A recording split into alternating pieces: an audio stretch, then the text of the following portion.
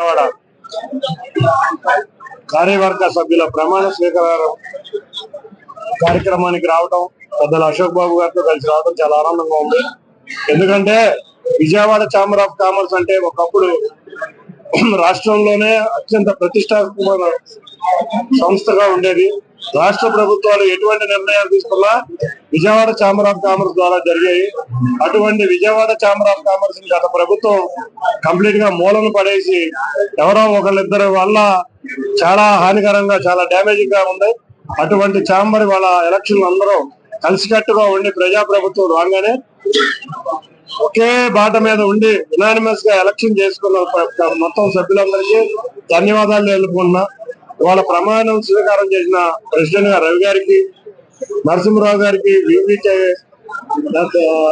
దర్శి వాసు గారికి, దామోదర్ గారికి, శ్రీకాంత్ గారికి, కిషన్ గారికి, తమ్మా శ్రీనివాస్ గారికి అందరికీ కంగ్రాచులేషన్స్ తెలుపుతూ, ఇవాళ ఛాంబర్ ఆఫ్ కామర్స్ మీద కూడా చాలా బాధ్యతలు ఉన్నాయి.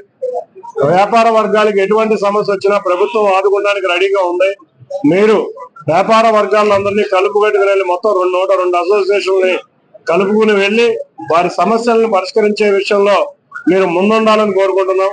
అంతేకాకుండా మీకు వాళ్ళకు కూడా సామాజిక బాధ్యత ఎక్కువ ఉంది కాబట్టి వాళ్ళందరూ కూడా తమ బాధ్యతను గుర్తించి చంద్రబాబు గారు నడిపించే అన్నా క్యాంటీన్, రాష్ట్ర ప్రభుత్వం నడిపించే అన్నా క్యాంటీన్ కి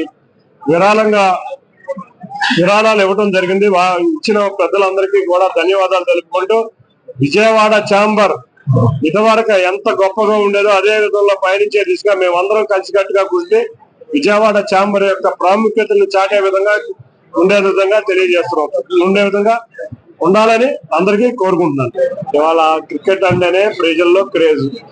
అటువంటి క్రేజ్ గా ఉన్న సంస్థ అధ్యక్షుడిని అయినందుకు, నన్ను ఏకగ్రీవంగా అధ్యక్షుని చేసినందుకు Andhra cricket association, district associations వారికి, క్లబ్ల వారికి ముందుగా ధన్యవాదాలు తెలుపుకుంటున్నాం. ఇవాళ విద్యార్థుల నుంచి చాలా మంది క్రికెట్ అంటే చాలా ఆనందంగా, చాలా ఉత్సాహంగా పాల్గొనే క్రీడ. ఆల్రెడీ బాగా ప్రాచుర్యంలో ఉన్న, ఇండియా మొత్తం మీద ప్రాచుర్యంలో ఉండే క్రీడ. అటువంటి క్రీడని మేము పాఠశాల స్థాయి నుంచి కాలేజీ స్థాయి వరకు లీగులు తీసుకెళ్తాం. అంతేకాకుండా ఇవాళ ఆంధ్ర క్రికెట్ అసోసియేషన్లకి పోటీ పడే తత్వం లాగా క్రీడాకారులు తయారు చేయాలి. వాటిని తయారు చేయాలంటే ఇక్కడ ముఖ్యంగా సపోర్ట్ స్టాఫ్, కోచ్లు, అంతేకాకుండా అకాడమీలు, స్టేడియంలు కావాలి. తప్పకుండా వాటి మీద మేము దృష్టి పెట్టబోతున్నాం. ప్రతి జిల్లాలోనూ మినిమం క్రికెట్ గ్రౌండ్ ఉండే విధంగా మా కార్యాచరణ ఉండబోతుంది. ప్రతి జిల్లా క్రికెట్ గ్రౌండే కాదు, ప్రతి పాఠశాల నుంచి కూడా ఈ పోటీలో పాల్గొనే విధంగా స్కూల్ లీగ్లు తయారు చేయబోతున్నాం. వీటిలో కొంతమంది వ్యాపార సంస్థలు, ఈనాడు లాంటి వాళ్ళు కూడా ముందుకు వచ్చారు.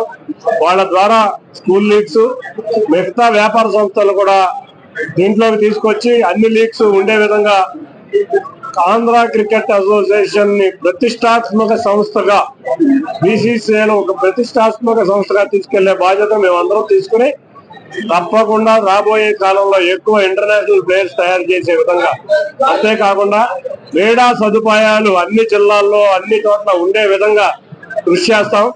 క్రీడల్లో ఎక్కడా కూడా సెలక్షన్ లో గాని, గేమ్ లో గాని ఎటువంటి సిఫార్సులు లేకుండా నిష్పక్షపాతంగా వ్యవహరించే విధంగా ఆంధ్ర క్రికెట్ అసోసియేషన్ తయారు చేస్తుంది. Thank you.